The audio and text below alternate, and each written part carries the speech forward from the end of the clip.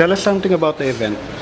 Okay, this is called the Vloggers event, and basically yung mga vloggers, nandito sila ngayon. And may mga fans din ako na pumunta. Actually, mga winners din sila kasi nagpa-contest yata sa Twitter, and then, yun, na-meet ko sila ngayon.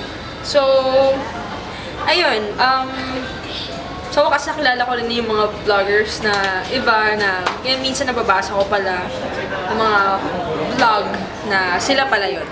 Speaking of vlogs, there was a time ba na you Google yourself to check kung gaano ka na kakilala? Naku, hindi naman po, hindi naman. I do sometimes. Pero, po, may mga certain na mga vlogs din ako na mga nakikita about me. And sobrang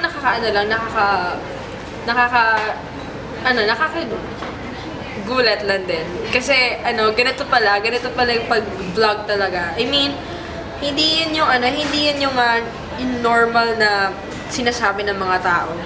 Or, kasi parang ibang-iba siya sa Although about showbiz siya, pero hindi siya yung parang, yung mga nasa newspaper, mga tabloids, gano'n. Tapos sobrang galing lang kasi may makita ka doon mga professionals talaga. Do you read reviews, comments? Yeah. So how do you handle that? Although may mga nababasa rin ako ng mga criticisms din. Pero syempre most of the time, mga constructive naman sila and mga ganda naman yung mga nasasabi. So, nakaka-flatter lang talaga. Okay. So, how busy are you now? How busy are you now? I don't know. siguro mga 95%. 95%. 95%. Kasi, nagsuschool ako, tapos marami rin ako mga projects na ginagawa. And like, yun, kakatapos na ng midterms namin, and then we're preparing for finals. Tapos yun, working every week, Party Pilipinas.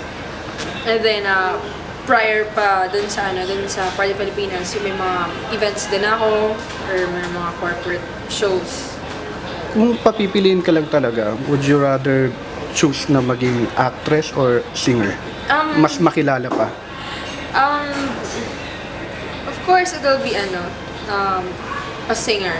Siguro, kasi I'm really passionate about singing. And ever since I was little, singing na talaga yung gustong-gusto kong gawin. Although, gusto ko rin talagang try mag-acting and do some teleseries or primetime shows. Pero syempre, like, bonus na lang siguro yun for me. Kasi ang focus ko talaga yun na singing. Okay. Dream collaboration pa? Dream collaboration with Chris Brown. Any local? No, kidding. Local. Regine Velasquez. And JR. Kapamilya talents? Kapamilya talents, of course. Sarah Heron. What do you think of your fans? They're really supportive and loving and sweet. yung tipo magbibigay sila ng time, ng space. Bibigyan nila lahat sa iyo yung suporta mo talaga, suporta talaga nila sa iyo as in mararamdaman mo. Tsaka yung effort.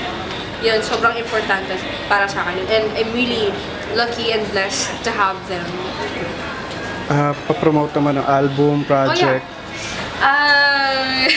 Okay. So, you can watch me every Sunday on Party Pilipinas. It's every 12 noon.